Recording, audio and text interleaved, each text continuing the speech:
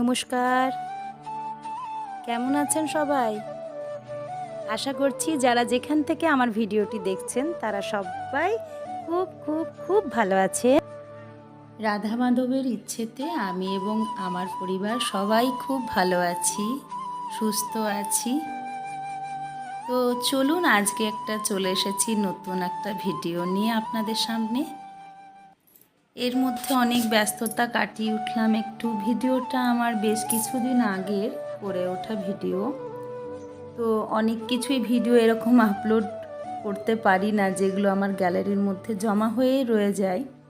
সেদিনে হঠাৎ করে আমি গ্যালারিটা একটু পরিষ্কার করছিলাম, যেমন হচ্ছে ঘরবাড়ি পরিষ্কার করি সেরকমইভাবে ঠিক এত গ্যালারি প্রত্যেক দিন ভরে যায়। কেননা আমার যে গ্রুপগুলো আছে স্কুলে, তো সে বিভিন্ন ব্রাঞ্চের বিভিন্ন গ্রুপ আছে, তো সেগুলোর থেকে প্রত্যেকেই আর কি প্রতিদিন তারা কি প্র্যাকটিস করে সেই স্টুডেন্টগুলো ভিডিও পাঠায়। সেইভাবে কি হয় আমার গ্যালারিগুলো পুরো ভর্তি হয়ে যায়। এই কারণের জন্য আমি ভিডিওগুলো খুঁজেও পাই না। অনেক সময় যখন টাইম থাকে যে এডিটিং করব সেই সময় ভিডিওগুলো খুঁজেও পাই না। সেদিনই হঠাৎই চোখে পড়লো যে আমি আপনাদের কাছে শেয়ার করব বলে একটা ভিডিও বানিয়েও ছিলাম, তো করা হয়ে ওঠেনি, এডিটিং এর সময় পাওয়া যায়নি সেরকম একটা, সামনে বাৎসরিক অনুষ্ঠান, সেই কারণের জন্য করে উঠতে পারিনি। যাই হোক, বাৎসরিক অনুষ্ঠান তো শেষ হয়ে গেল। আপনাদেরকে পুরোটা কি তুলে ধরবো জানি না।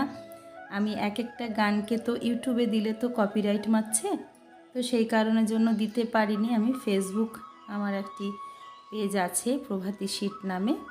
আপনারা যারা আমার ভিডিও দেখেন নিয়মিত তারা হয়তো জানেন, অনেকে আমার ফেসবুক পেজ থেকেও ইউটিউবে সাবস্ক্রাইবার হয়েছেন। তো তারা অবশ্যই দেখবেন যে আমি ফেসবুকে কি ভিডিওগুলো আপলোড করলাম। তো যাই হোক, আপনারা সবাই ভালো আছেন আশা করছি। তো যারা আমার ভিডিও নিয়মিত দেখেন তাদেরকে অসংখ্য ধন্যবাদ। যারা আমার ভিডিও দেখেন কিন্তু এখনও চ্যানেলটি সাবস্ক্রাইব করেননি, বা একবার আপনাদের পলকে আমার ভিডিওটি এসছে, তো তারা কিন্তু প্লিজ আপনাদের কাছে রিকোয়েস্ট রাখছি আমার চ্যানেলটি একটু সাবস্ক্রাইব করে দেবেন। সকালবেলায় ঘুম থেকে উঠেই আমার একটা কাজ থাকে হচ্ছে ফুল তোলা।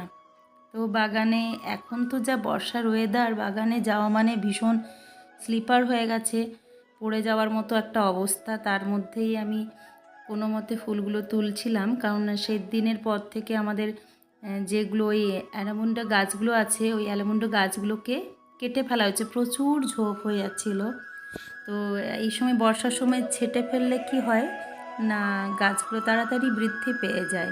এই সময়তেই অনেক পাতা ফাতা বেরিয়ে যায়, শাখা প্রশাখা বেরিয়ে যায়। আর এই যে দেখছেন না, এই গাছটা হচ্ছে হাড়জোড়া গাছ বলে। এই গাছটার একটা অংশ, এক টুকরো আমি জাস্ট নিয়ে এসেছিলাম আমার এক মিউজিশিয়ান দাদার বাড়ি থেকে। তো এখন এতটাই এটা ঝোপ হয়ে গেছে, কাটতে খুব মায়া লাগে। ছোট্ট ছোট্ট কী সুন্দর ফুল দিয়েছে দেখুন। তার মধ্যে তো আমার বাড়িতে তো মৌমাছি, এই প্রজাপতি, বোলতা, এদের তো ছাড়া নেই। দেখুন বাসা করেছে, দেখছেন মৌমাছিতে। এই মৌমাছিটা কি মৌমাছি আমি ঠিক জানি না, আপনাদের জানা থাকলে একটু জানাবেন। তো প্রথমে একটা ছোট্ট বাসা ছিল, এখন দেখছি সেই বাসাটা দিনের পর দিন ধরে অনেক বড় হচ্ছে। এরপরে দেখুন আমার একটা কাজ ছিল একটু জুয়েলারি দোকানে, একটু সেখানে গিয়েছিলাম, এক কাকুর দোকান আর কি।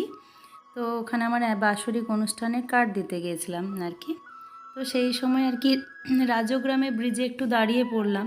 এত জল, বাপরে বাপরে, মানে জলের সীমা নেই, প্রচুর নদীতে জল এসছে।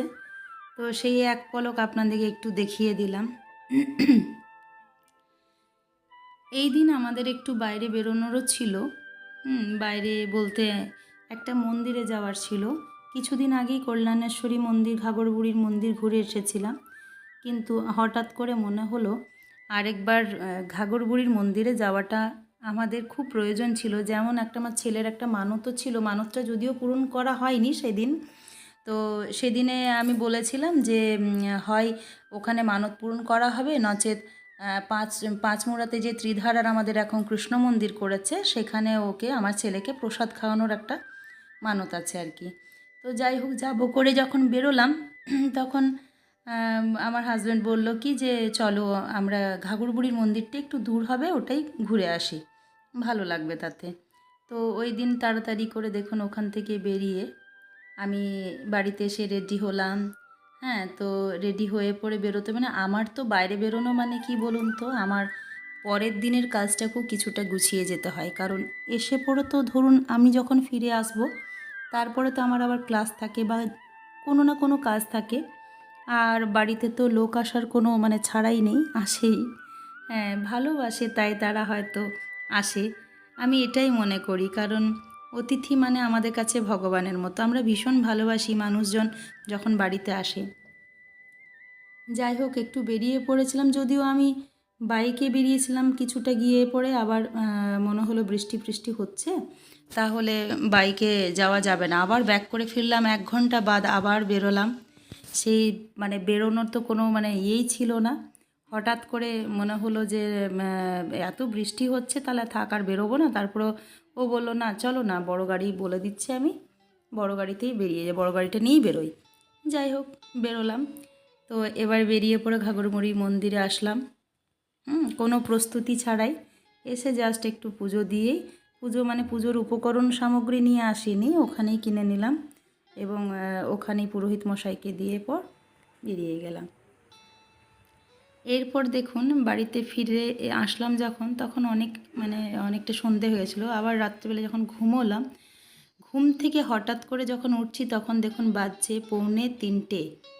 হ্যাঁ, তো সেই সময় দেখি বাড়ির মধ্যে জল ঢুকে গেছে, এত বৃষ্টি। এবার বলুন, এত টায়ার্ড হয়ে আসলাম, সকাল থেকে এত পরিশ্রম ছিল, এর মধ্যে রাত্রি 2:45-র সময় দেখছি এত বৃষ্টি যে ঘরের মধ্যে বৃষ্টি ঢুকে গেছে।